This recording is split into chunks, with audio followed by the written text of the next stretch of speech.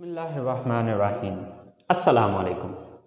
So guys, welcome to my YouTube channel Knowledge for Students.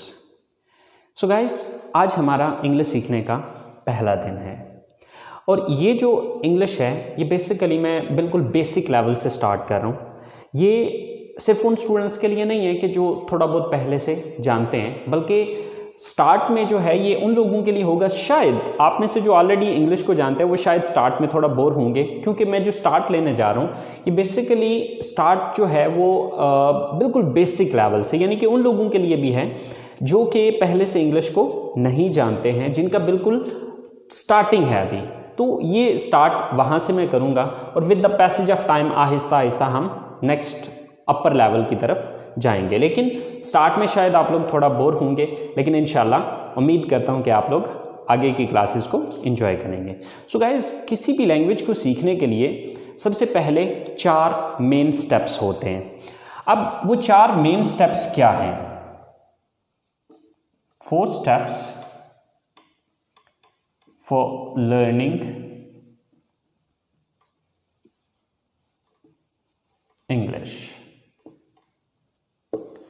सो जो सबसे पहला main step है वो है लेटर्स, यानी कि इंग्लिश को सीखने के लिए जो सबसे पहली ज़रूरी चीज़ है वो है लेटर्स। उर्दू में हम इसको कहते हैं हरूफ, यानी कि ABC।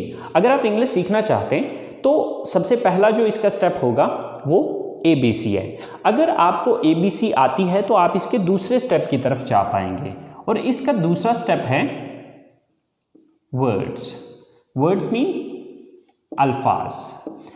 अब जब ये लेटर आते होंगे तो हम वर्ड्स बना पाएंगे, यानी कि अल्फाज बना पाएंगे। डेफिनेटली हरूफ मिलेंगे तो उससे आगे अल्फाज बनेंगे। अब अल्फाज मिलेंगे तो इसका तीसरा स्टेप बनेगा, यानी कि वर्ड्स मिलेंगे तो इसका तीसरा स्टेप बनेगा जो कि है सेंटेंस।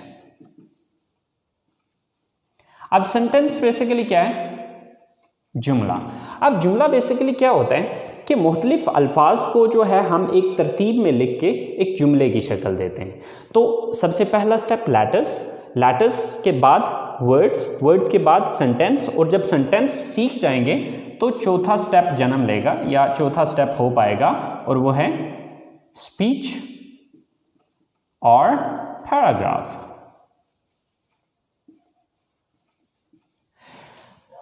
अब जैसे कि मिसाल के तौर पे अब लेटर्स हैं, तो letters mean A, B, C so on, ये Z तक जाएंगे, ठीक है।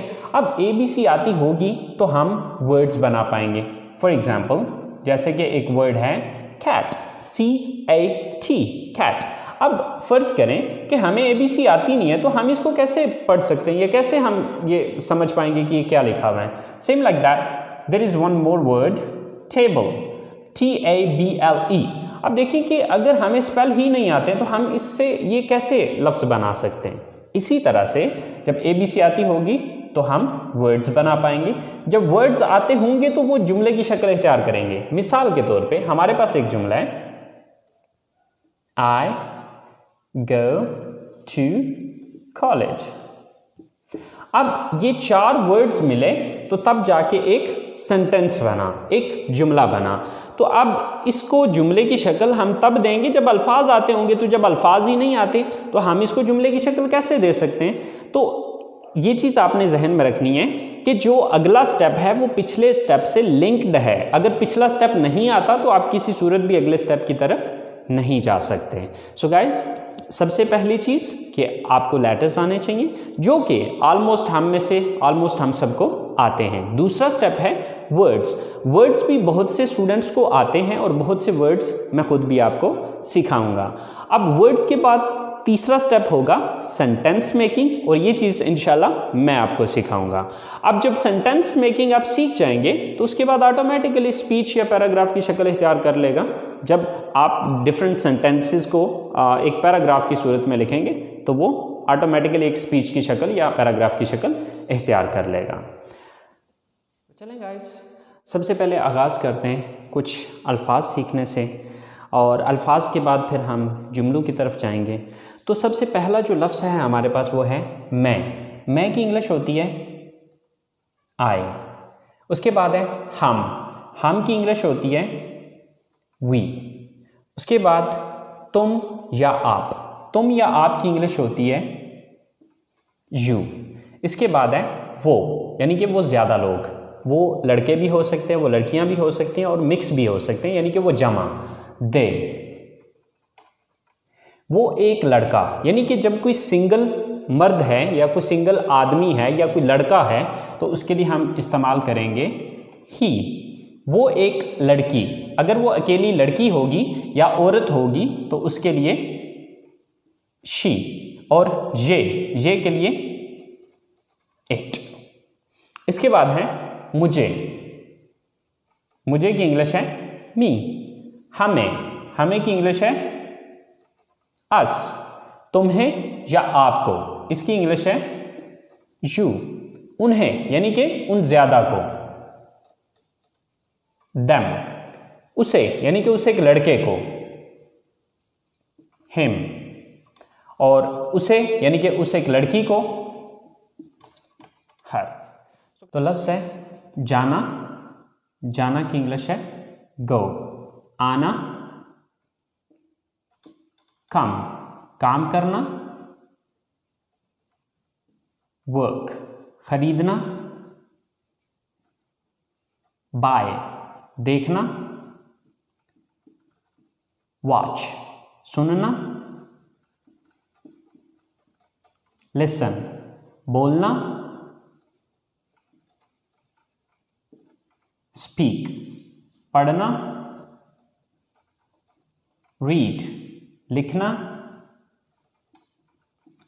राइट पहनना, वियर खाना, ईट बताना, टेल पूछना, आस्क पकाना, कुक।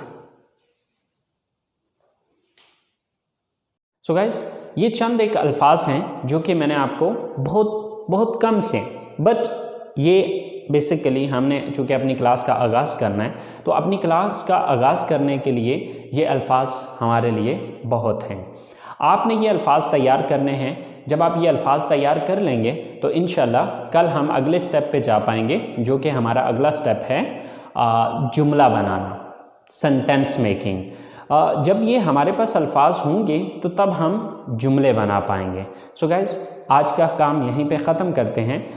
इंशाल्लाह ज़िंदगी रही तो आप लोगों के साथ अगली क्लास में मुलाकात होगी। अपना ख्याल रखिएगा। अल्लाह निगहबान।